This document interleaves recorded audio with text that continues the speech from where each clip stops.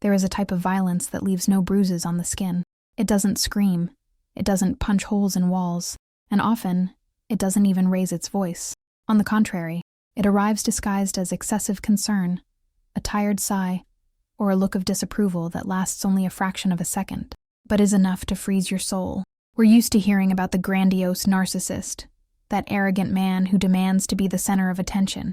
But what happens when the narcissist is her? When it's your mother, your sister, your best friend, or your boss? You've probably felt like the crazy one in the story.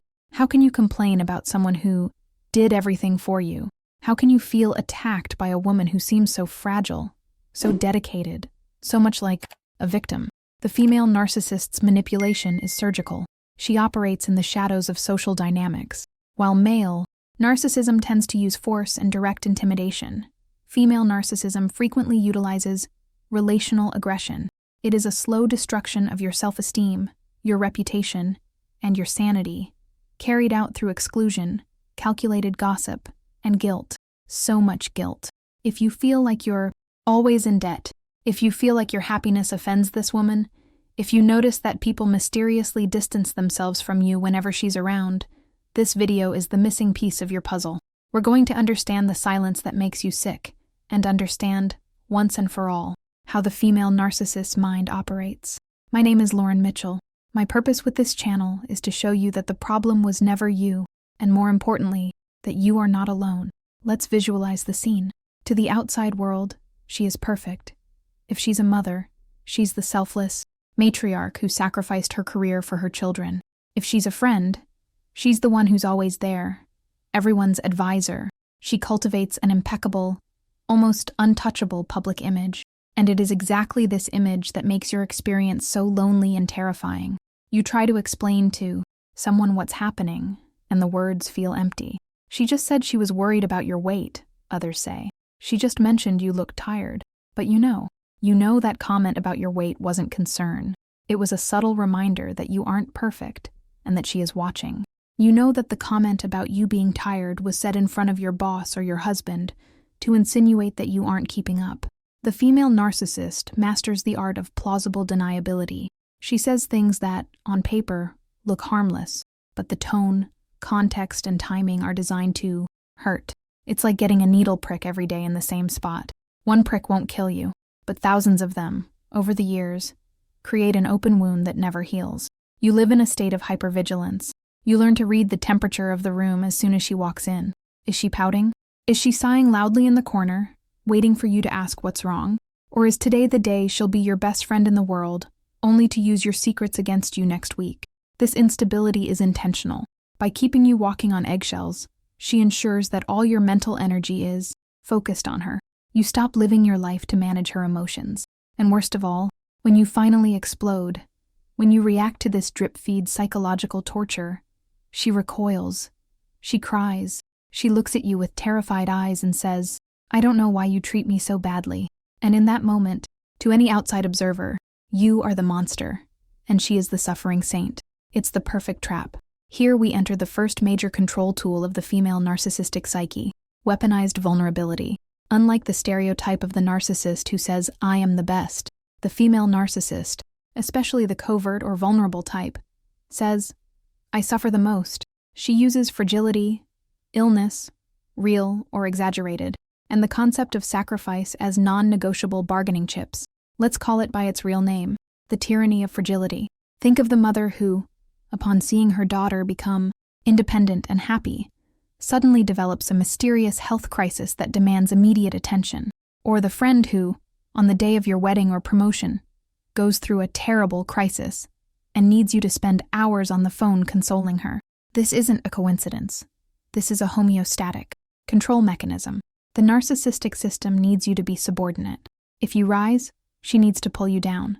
And the rope she uses is pity. She hijacks your empathy. Women are socialized to be caregivers, to be empathetic.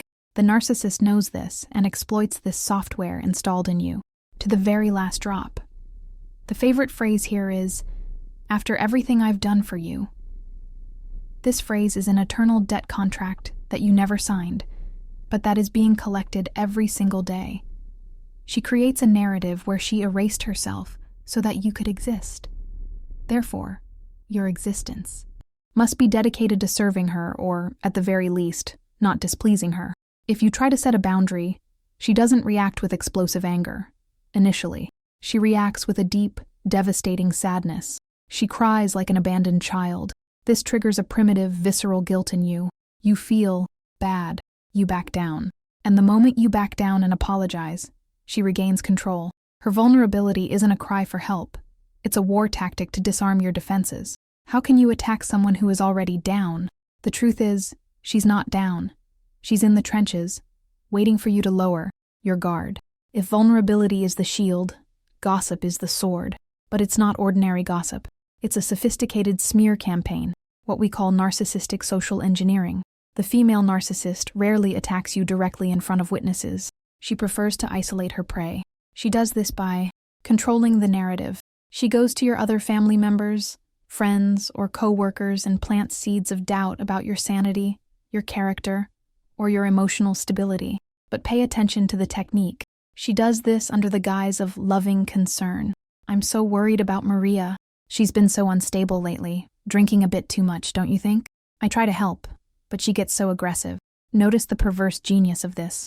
First, she positions herself as the kind person trying to help. Second, she plants the idea that you are unstable.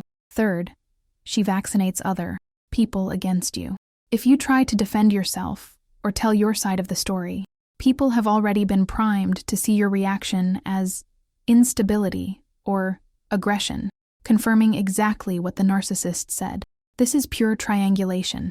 She creates a triangle where she is at the top, controlling the communication between you and others.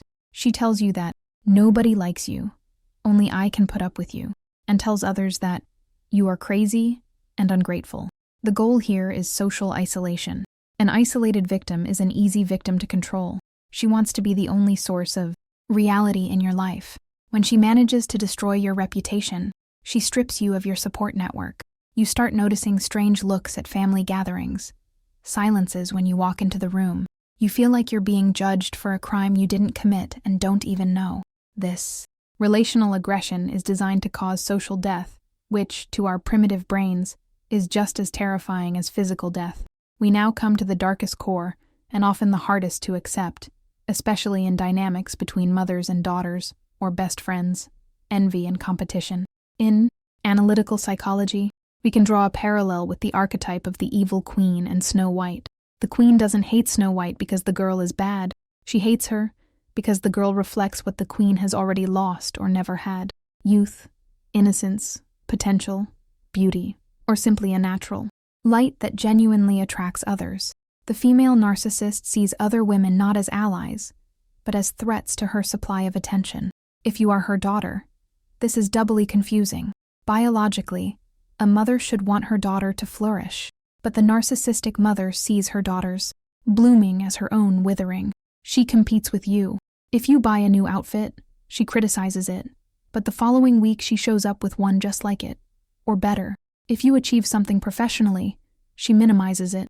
Oh, but it pays so little, or appropriates the achievement of course you got my brains. She needs to be the bride at every wedding, and the corpse at every funeral. She cannot stand for you to be the center of attention. That's why she sabotages important dates. Christmas, birthdays, graduations. Just watch. There is always a drama, a sudden illness, or a fight she picks right before or during these events. The focus must return to her. This competition is silent. She will never admit, "I'm jealous of you." She will express it through constructive criticism that destroys. You'd look beautiful in that dress if you lost 10 pounds. That job is great.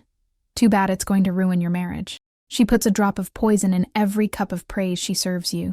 Deep down, the female narcissist is a black hole of insecurity. Your light, your vitality, your ability to love and be loved without games is an unbearable mirror for her, because it shows everything she is not. And to avoid looking into that inner void, she tries to blow out your light. Understanding this hurts. It hurts because it often means deconstructing the image of the mother, sister, or friend we wish we had. It means accepting that the love we desperately sought might never have existed in the way we imagined. What existed was possession, control, and utility. But this pain is the price of your freedom. As long as you don't see the manipulation, you will continue to react to it. You will continue trying to explain yourself, trying to prove you are good, trying to earn her affection by being perfect. And it will never be enough, because the problem isn't your performance. The problem is her pathology. The shift happens when you stop playing the game. When she plays the victim, you don't rush to save her. You hand back the responsibility. I'm sorry you feel that way. I hope you feel better. When she tries to triangulate and speak ill of someone, you cut it off. I don't feel comfortable talking about her when she's not here. When she criticizes you in disguise, you just smile and agree or ignore it, taking the power out of the poison. You don't need to convince the world that she is a narcissist. You only need to convince yourself that you aren't crazy. Silent manipulation only works in the dark. Now that we've turned on the light, she loses her power over you. You have the right to take up space, to shine, and to not be a supporting character in anyone else's life. Your life belongs to you. Feel free to leave your story, your vent, or even a suggestion for the next video in the comments below. Check the link in the description to find my ebook and the benefits of being a member of this channel. Click the suggested video on the screen to stay with me and remember, you are light. Never forget to shine.